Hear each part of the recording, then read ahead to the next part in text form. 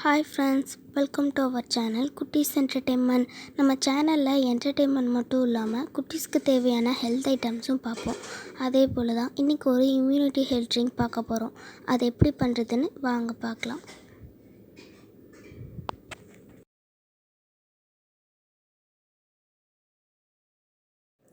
First நம்ம தண்ணி எடுத்துக்கலாம். தண்ணி உங்களுக்கு தேவையான அளவு தண்ணி எடுத்துக்கோங்க. தண்ணி எடுத்துகிட்டு நல்லா கொதிக்க வைங்க.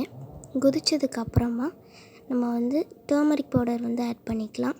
டர்மரிக் பவுடர் அதிகமான ஆன்டிபயோட்டிக், அதனால தான் நம்ம டர்மரிக் பவுடர் ஆட் பண்ணிக்கிறோம். ஸோ ஆட் பண்ணிவிட்டு நம்ம நல்லா கொதிக்க வைக்கலாம். கொதித்ததுக்கப்புறமா மிளகு ஒரு 4-5 மிளகு எடுத்து நல்லா அம்மியில் இடிச்சிட்டு நம்ம அந்த தண்ணிக்குள்ளே சேர்த்துக்கலாம். ஏன்னா மிளகு இருமல் சளிக்கெலாம் நல்லதுன்னு சொல்லுவாங்க, அதனால தான் சேர்த்துக்கிறோம்.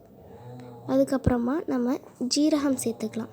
ஜீரகம் இருமலுக்கு அதிகமாக யூஸ் பண்ணுவோம், அதனால தான் நம்ம ஜீரகம் யூஸ் பண்ணுறோம். அதில் என்னென்ன நல்லது இருக்குதுன்னு நான் உங்களுக்கு சொல்லியிருக்கேன். அந்த ஜீரகத்தையும் நல்லா கொதிக்க வச்சுக்கோங்க. அடுத்து கிராம்பில் ஒரு 2 கிராம்பு எடுத்து நல்லா அம்மியில் இடிச்சிட்டு அதையும் சேர்த்துக்கலாம். அதுக்கப்புறமா இஞ்சி நல்லா கழுவிட்டு தோல் சீவிட்டு உங்களுக்கு தேவையான அளவு இஞ்சி எடுத்துக்கிட்டால் போதும். ஸோ இஞ்சி இருமலுக்குலாம் நல்லதுன்னு சொல்லுவாங்க, அதனால தான் நம்ம சேர்த்துக்கிறோம். அதுக்கடுத்து லெமனை நல்லா வாஷ் பண்ணிவிட்டு அதை ஹாஃபாக கட் பண்ணிவிட்டு குட்டி குட்டியாக கட் பண்ணதுக்கப்புறம் அதை தோலோடு தான் நம்ம போடணும், அதனால் தோலோடு குட்டி குட்டியாக கட் பண்ணிவிட்டு அந்த வாட்டரோடு சேர்த்துக்கோங்க. அடுத்து வெற்றிலையை நம்ம குட்டி குட்டியாக பீஸாக கட் பண்ணி அந்த வாட்டர் கூட சேர்த்து நல்லா கொதிக்க வைக்கணும்.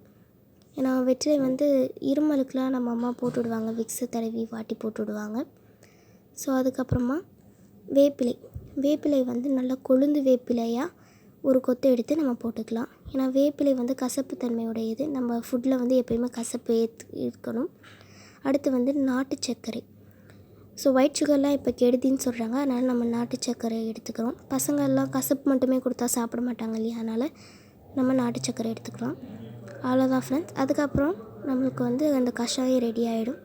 ஸோ இந்த வீடியோ உங்களுக்கு பிடிச்சிருந்துச்சுன்னா லைக் பண்ணுங்கள், சப்ஸ்கிரைப் பண்ணுங்கள், ஷேர் பண்ணுங்கள், கூட உள்ள பெல் ஐகானையும் கிளிக் பண்ணுங்கள். Bye friends.